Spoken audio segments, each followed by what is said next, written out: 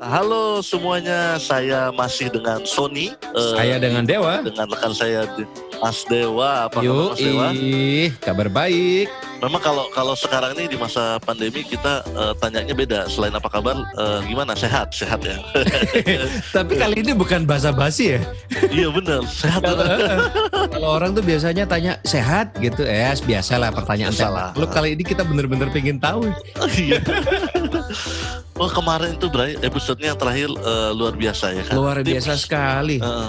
Tips dan trik dan pengenalan tentang alat-alat yang kita gunakan sebagai juru bahasa. Sebagai juru bahasa pekerjaannya. Di episode kemarin Bang Sony udah bongkar begitu banyak tips and tricks untuk mengerjakan atau mengeksekusi pekerjaan penjuru bahasan secara gemilang baik pada settingan indoor ataupun pada settingan outdoor. Gemilang, Bray. Gemilang. Bahasa kita tuir banget ya.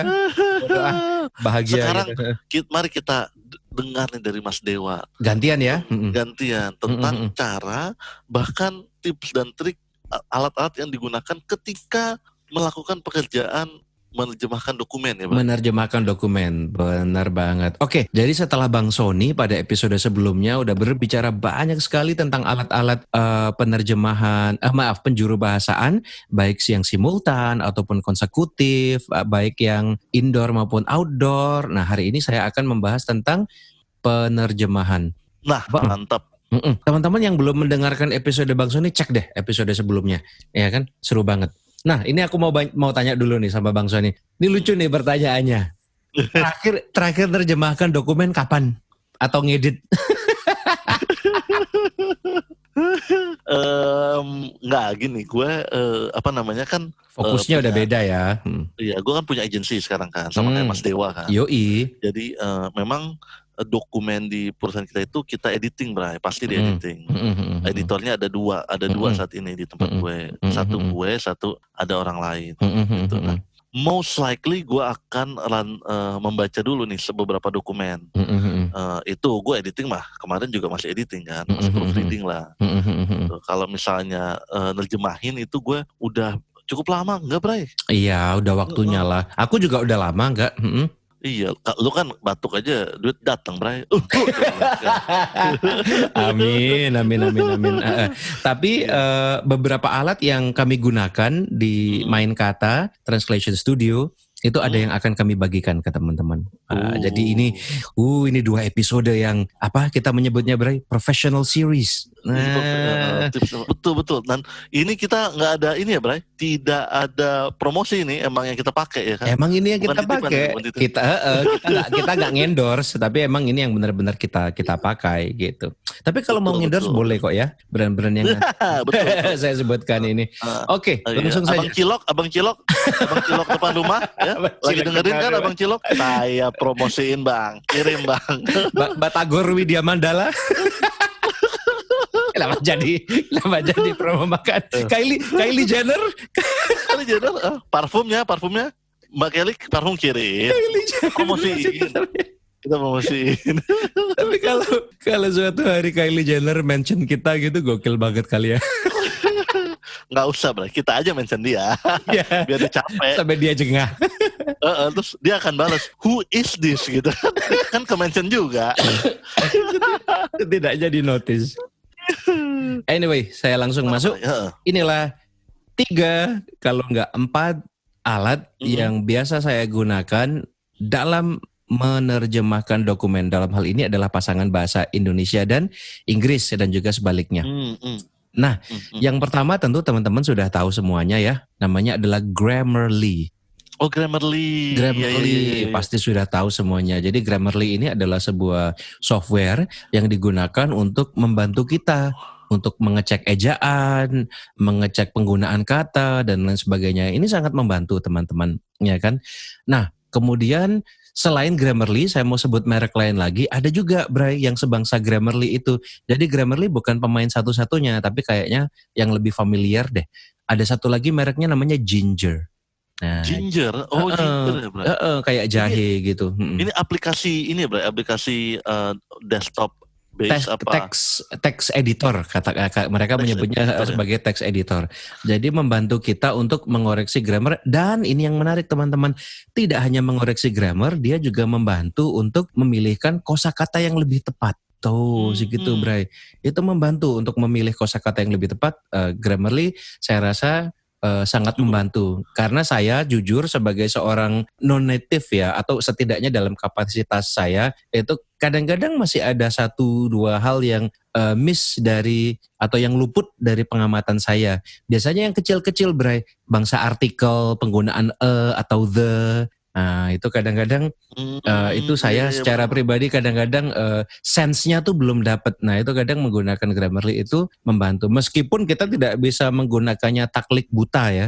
Taklik buta maksudnya semua yang disarankan Grammarly itu sudah pasti maha benar. Tidak teman-teman. Sebagai manusia dan sebagai pengguna bahasa, kita sebagai manusia dan sebagai pakar bahasa atau praktisi bahasa atau profesional bahasa, kita tetap yang akan memberikan keputusan terakhir. Saran yang diberikan Grammarly ini relevan atau tidak gitu. Benar. Jangan lupa teman-teman bahwa ingat seperti yang gue bilang di episode kemarin, bahwa semua orang itu mengharapkan kita melakukan pekerjaan sebaik mungkin. Kalau bisa pakai semua alat yang tersedia di seluruh dunia ini, asal hasilnya bagus gitu. Asal hasilnya bagus, betul. Ini bukan ujian di kampus, nggak boleh nyontek itu. Boleh nyontek. Boleh dalam hal ini nyontek ke Grammarly atau nyontek ke internet itu bukan boleh lagi, wajib hukumnya. Betul. Cari terjemahan terdahulu. Barangkali sudah ada yang pernah menerjemahkan teks-teks yang serupa. Betul. Dan padanan kata yang tepat apa gitu kan.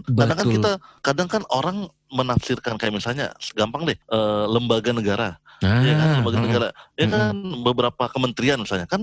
Kementerian itu kan ada yang Ministry of Home Affairs, Ministry of Domestic Affairs misalnya. Ya kan, internal Affairs misalnya.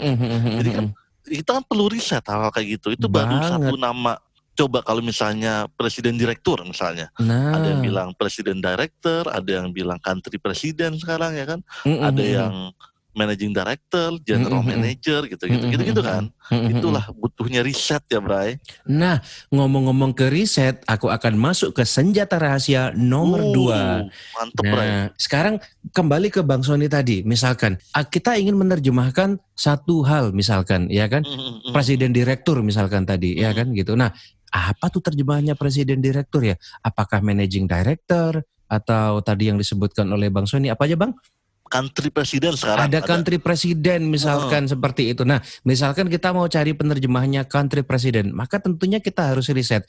Riset itu seperti apa cara berpikirnya? Salah satu untuk melihat apakah terjemahan kita ini lazim atau tidak adalah untuk melihat seberapa lazim terjemahan kita itu digunakan dalam konteks artikel atau tulisan orang luar negeri.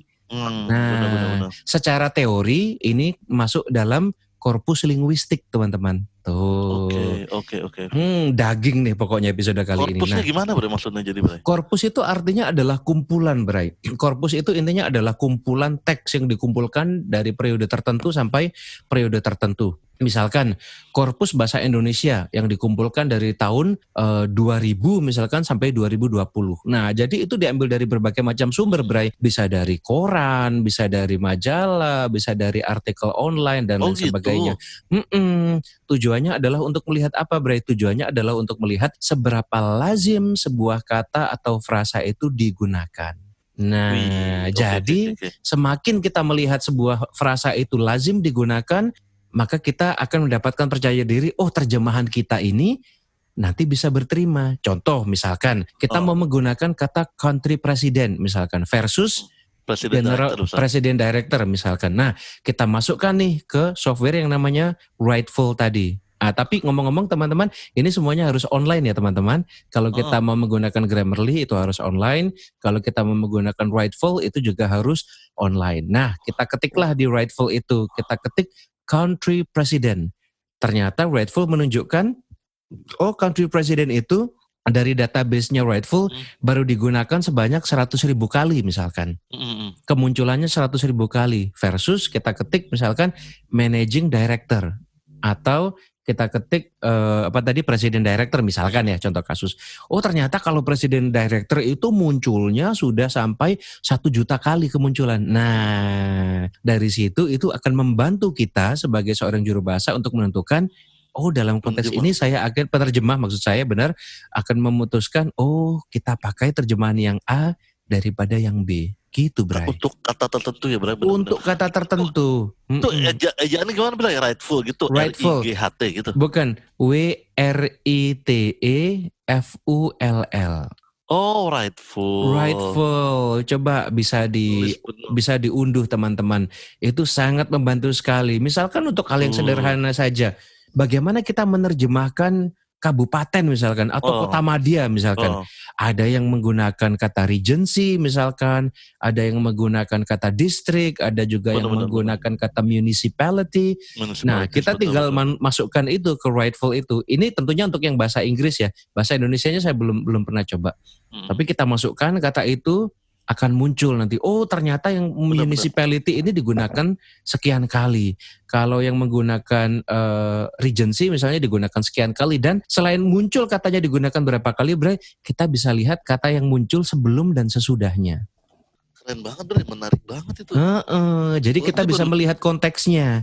Misalkan ternyata kata municipality ini ternyata misalkan ya, ini contoh ya teman-teman, lebih banyak digunakan untuk teks-teks yang sifatnya legal misalkan ya, yang sifatnya hukum gitu. Sedangkan kalau menggunakan kata district, dia banyak digunakan yang sifatnya lebih ke human development atau country development. Nah, jadi kita bisa menemukan terjemahan yang sesuai dengan konteksnya.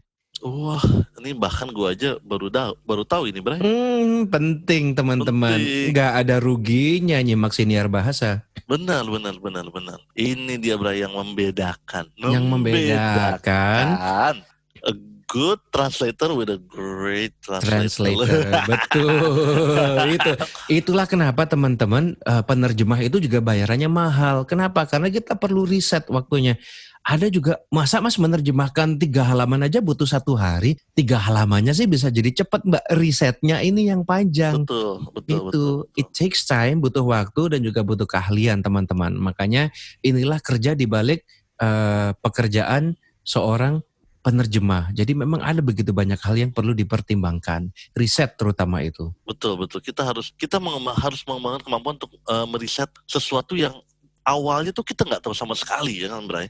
Seringkali aku ketemu kata yang satu gak paham sama sekali. Itu kata dalam bahasa Indonesia padahal dan kita tidak paham sama sekali. Jadi kita harus riset dulu untuk mengetahui ini kata maksudnya apa. Kemudian dicari padanannya dalam bahasa Inggris. Contohnya nih misalkan, nah aku nih anak Surabaya, Bray. Ya lahir gede di Surabaya, gak pernah main ke sawah, ya kan? Gak pernah main ke sawah. Satu kali ada job pekerjaan terkait irigasi, Bray. Irigasi. Nah, kemudian aku turunlah ke area persawahan waktu itu ke Bojonegoro, Jawa Timur. Nah, di situ petani-petani situ ngomongnya embung. Dikit-dikit ngomong embung. Waktu itu apa sih embung gitu? Gak tahu. Ternyata aku cek bahasa Indonesia, Bray. Embung itu ternyata ada ya. Itu weir, Bray. Bener. Itu tempat menampung air ya, hampir sama kayak dam gitu, hampir sama kayak bendungan gitu. Iya betul. Bahkan bahasa Indonesia sekalipun bisa jadi kita belum tahu. Nah itu adalah indahnya menjadi seorang penerjemah. Kita belajar begitu banyak hal, bukan hanya dari bahasa asing, tapi dari bahasa kita sendiri. Nah itu dia kawan-kawan, keren banget, Bray. Jadi itu semua yang memastikan kita bisa memberikan hasil yang terbaik buat klien kita, benar nggak?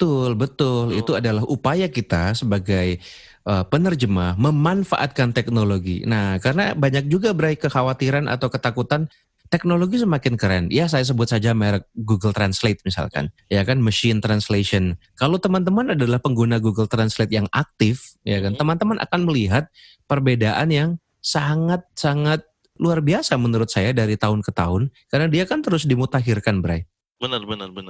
Contoh kayak seperti ini, Bray. Contohnya misalkan seperti ini. Saya ingat zaman dulu itu kalau kita mau menerjemahkan ke Google Translate itu kata-katanya harus yang betul-betul full. Misalkan tidak tahu, itu kita tidak bisa menulis TDK tahu gitu, Bray. Benar. Kalau nulis TDK tahu itu dulu Google tidak akan mengenalinya. Sekarang dulu, tahu, Bray. Dulu mah hasilnya TDK no No, gitu kan. betul. Sekarang dia bisa tahu loh, Bray. Tidak. Betul, Bray, betul. Jadi teknologi terus berubah, tapi kita jangan pernah takut sebagai penerjemah. Selama kita, karena gini, satu hal yang menarik, bahasa itu sifatnya kreatif. Betul sekali, sepakat. Bahasa itu selalu berubah. Sejauh apa mesin berubah, bahasa manusia itu juga berubah. Nah, jadi jangan takut selama kita memiliki kapasitas dan kompetensi sebagai seorang penerjemah profesional, kita tahu apa yang kita lakukan, insya Allah pekerjaan ini masih akan panjang umurnya. Benar. Nih, gue mau masuk nih, Bray. Silakan. Ada sebuah artikel nih, Bray, yang baru gue baca baru-baru ini, yang bilang bahwa kalau misalnya Google ini melakukan kesalahan penerjemahan kira-kira 30% sekarang. Kesalahan penerjemahan. Oh, sudah bisa dikuantifikasi ya, Bray? Kesalahan penerjemahan rata-rata ya, Bray. Rata-rata untuk semua bahasa di dunia ya. Kesalahan Google itu 30% itu sangat tinggi saat ini kan. Tidak bisa diterima oleh kategori manapun, kategori koran, artikel pun nggak bisa gitu. Nah, kalau ada upaya mau meningkatkan kemampuan itu, misalnya dari 30% jadi 20% aja. Itu semua kemampuan komputer saat ini bisa, Bray, menaikkan itu, tapi biayanya itu luar biasa besar, tidak akan mampu lagi Google melakukan itu untuk layanan Google Translate yang tidak berbayar gitu. Secara bisnisnya itu tinjauannya, Bray? Iya, secara bisnis itu tidak akan ada yang itu, karena biayanya akan luar biasa besar sekali. Kayak misalnya kalau misalnya saat ini biaya Google itu 1.000 misalnya untuk layanan ini dengan tingkat kesalahan 30%. Kalau mau naikin jadi 20%, biayanya itu dari Rp1.000 menjadi 1 triliun gitu. Beda. Jauh banget gitu. Hanya untuk meningkatkan kualitas yang 10%, Google harus mengeluarkan dana yang miliaran kali lipat ya. Betul. Look, I'm not saying bahwa tidak akan terjadi di masa depan. Kan? What I'm saying is adalah kalau misalnya kita sekarang sudah berprofesi ini sebagai juru bahasa, sebagai penerjemah, itu semua alat yang ada di sana, bahkan Google Translate sekalipun, itu adalah alat yang akan membantu kita melakukan pekerjaan kita lebih efektif. Gitu. Betul. Now, I say, kalau kawan-kawan saat ini adalah penerjemah, dan kawan-kawan saat ini juru bahasa gitu ya, yang sangat takut bahwa kemampuan kawan-kawan akan digantikan dengan mesin gitu ya. Ada orang yang bilangnya begini, Bray, if you are afraid bahwa teknologi akan menggantikan elu, then maybe it's time for you to get a new job. Karena kalau seorang profesional juru bahasa, penerjemah, mereka tahu nilai mereka, Bray. Nggak mungkin mesin itu akan bisa menggantikan nilai tambah gue. Karena yang kita berikan itu bukan menggantikan kata A padanan katanya B, bukan. Bukan. Mesin bisa melakukan itu, Bray, padanan kata A. Kalau kalian berkompetisinya sama mesin itu tidak punya waktu tidur. Ya kan, kalau misalnya kalian masukin ke mesin itu masih on, terus kalian proses, selesai. Jadi kita berkompetisinya bukan, don't even put the machine at the same league with us gitu. Ya kan, Bray? Jadi mesin itu membantu kita gitu. Kalau misalnya ada orang, di Google Translate kan cepet ya, berarti bukan emang ibu kliennya bukan saya gitu. Iya. Kalau sampai ada klien yang ngomong seperti itu, Mas, tapi kan di Google cepat aja. Oh, nggak apa-apa. Tidak perlu sedih sebagai penerjemah, teman-teman. Berarti simply orang-orang yang seperti itu bukan untuk teman-teman gitu. Betul. Dua hal yang Google Translate tidak akan pernah bisa lakukan, Bray. Apa tuh, Bray? Google Translate tidak akan bisa sepenuhnya memahami makna, dan Google Translate tidak bisa bermain kata. Jualan. Benar, karena literally, Bray, kemarin tuh gue baru aja menemukan dokumen, Bray. Ini dokumen. Jadi ada sebuah wawancara gitu. Dokumennya bilang, jangan sampai kasus ini kita gayuskan kembali gitu. Iya iya. Ingat-ingat teman-teman. Jangan sampai menggayuskan. Iya, literally nggak mungkin, Bray, gue. Nggak mungkin Google Translate bisa menerjemahkan itu. Iya, itu bahkan gue tidak memberi, pada akhirnya terjemahan gue bahkan tidak bring up Gaius itu sama sekali gitu. Iya karena dong. Budayanya nggak dapet kan. Kalau dibilang don't be like Gaius case, kalau kita ngomong itu ke orang Inggris, sokap nih Gaius nih, gitu kan. Iya. Atau misalnya ke dalam bahasa Indonesia. Jadi gue nerjemahin sebuah buku gitu, Bray, ke dalam bahasa Indonesia. Jadi penulisnya bilang, dia ada penulisnya ini bukunya buku buku orang Swiss, Bray, buku orang Swiss. Jadi dia bilang, wow, kota ini sepi sekali. Ini kayak kota, dia terus kemudian ditulis kota kecil di Swiss gitu, Bray. Pas gue riset itu kota isinya cuma berapa puluh orang sama satu gereja, udah itu doang. Nah gue nggak mungkin nerjemahin itu lalu mendapatkan emosinya kan. Lalu gue bilang aja, ini kota kayak, akhirnya gue bilang ini kota kayak, tadinya gue mau bilang, wah ini tempat jin buang anak gitu-gitu, Bray. Iya, kayak tempat jin buang anak. Maksudnya penulisnya adalah tempat terpencil, kota itu dikit banget isinya dan gede tempatnya gitu. Nah itu Google Translate nggak bisa transfer itu. Karena itu makna. Itu maknanya. Jos. Harus jago lah main kata. Asik.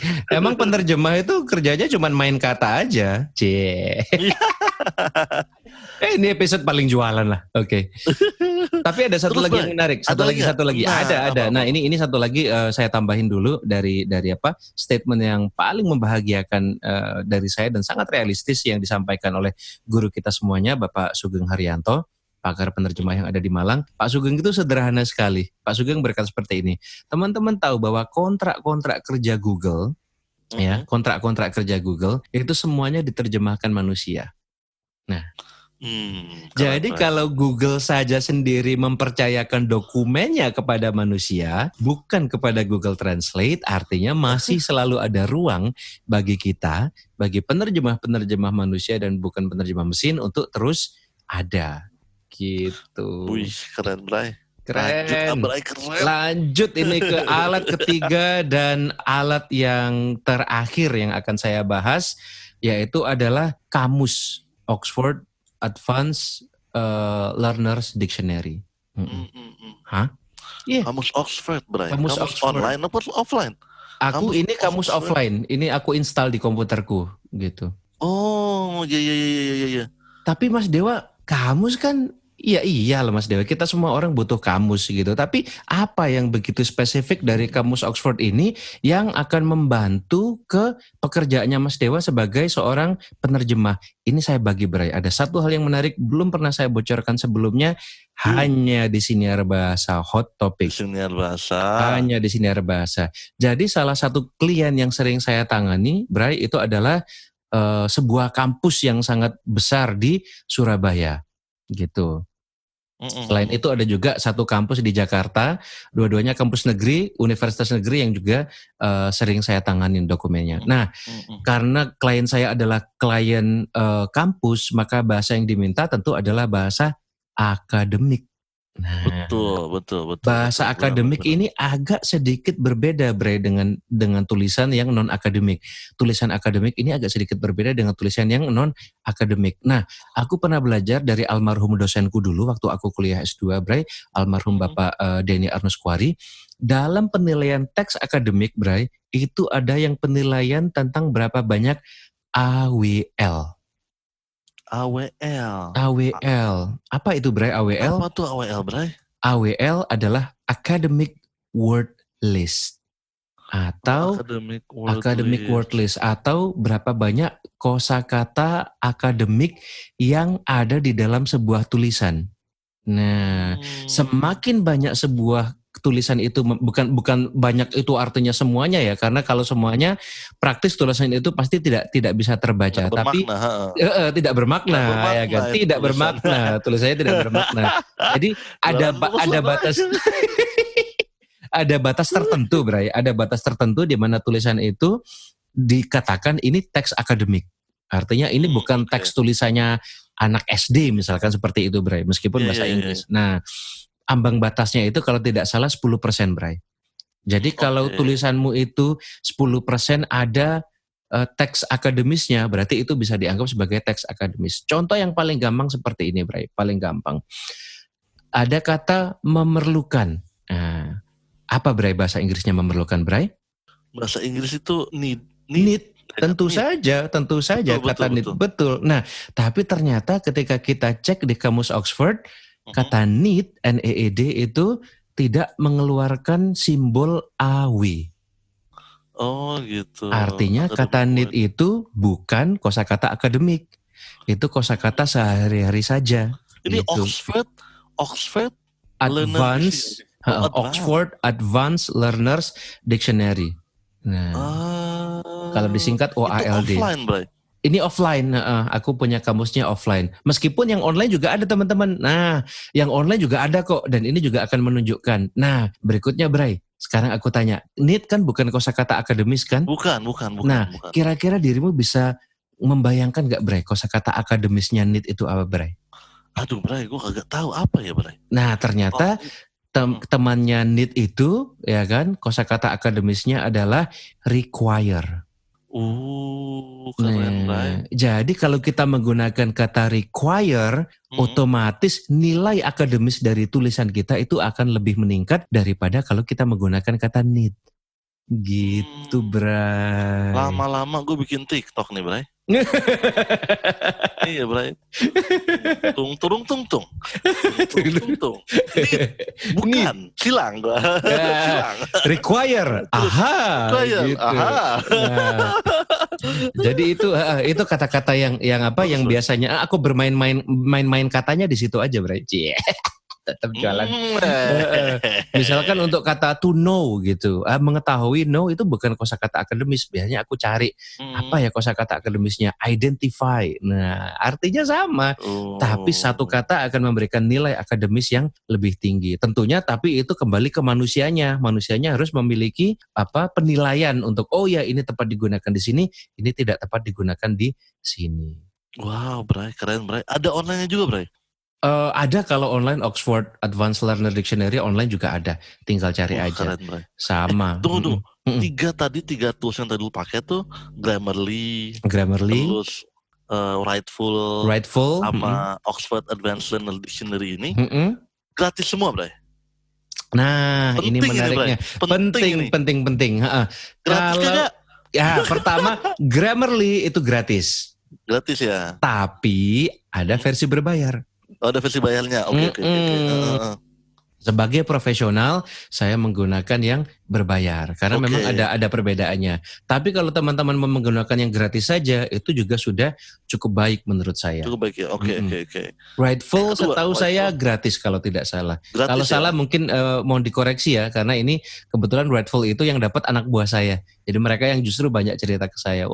Tapi teorinya saya tahu, tapi saya baru tahu kalau ada alat yang namanya atau ada software yang namanya Writeful itu. Kayaknya gratis deh. Coba cek, teman-teman. Kalau yang Oxford itu tidak, itu berbayar, kita harus beli softwarenya. Tapi yang online juga banyak dan sama saja, sama bagusnya. Ketik aja Oxford Learners Dictionary yang versi online. Ya sama kayak KBBI lah, Bray. KBBI kalau mau beli bukunya ada, kalau mau yang versi online-nya juga ada. Tapi tambahannya adalah ada simbol AWL itu, ya kan? Kalau simbol AWL itu sebenarnya di kamus Oxford yang online juga ada, Bray. Ada. Gitu.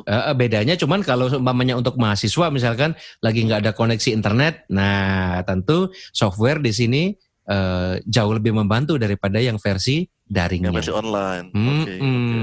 Oke, teman-teman. Dan itulah rahasia alat-alat yang saya gunakan sebagai seorang penerjemah teks Inggris ke Indonesia. Wah, luar biasa sekali, Bray. Bahkan hari ini gue aja belajar banyak hal, Bray. Dari 3 itu doang aja. Ini udah kebayang ya. Karena kita bisa memberikan pelayanan hasil yang jauh lebih baik bahkan. Ya. Jauh lebih baik. Tapi tetap perlu diingat, teman-teman, itu hanya alat-alat saja. Betul. Itu hanya pesawat saja. Pesawat tempur ya yang paling keren sekalipun, mobil balap yang paling keren sekalipun tidak berfungsi apa-apa kalau tidak ada pilotnya. Betul. Kalau tidak ada pembalapnya. Nah, jadi tetap Aset utamanya adalah manusianya. Penerjemahnya itu yang harus selalu diasah sehingga dia bisa menggunakan alat-alat tadi untuk membantu, lagi-lagi seperti yang dikatakan Bro Sony, memberikan hasil yang terbaik untuk para klien. Luar biasa sekali Mas Dewa. Luar biasa sekali episode kali ini. Silakan ditutup Abang Sony. Jadi kalau ada sumur di ladang, bolehlah kita menumpang mandi.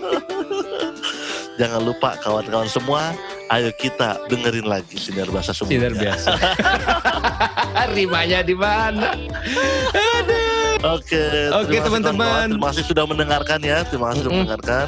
Kalau mau tahu tools yang tentang juru bahasa, silakan dengarkan episode sebelumnya. Yoi. Terima kasih Mas Dewa. Terima kasih Mas Sony. Sampai berjumpa lagi kawan-kawan semua di Sinar Bahasa.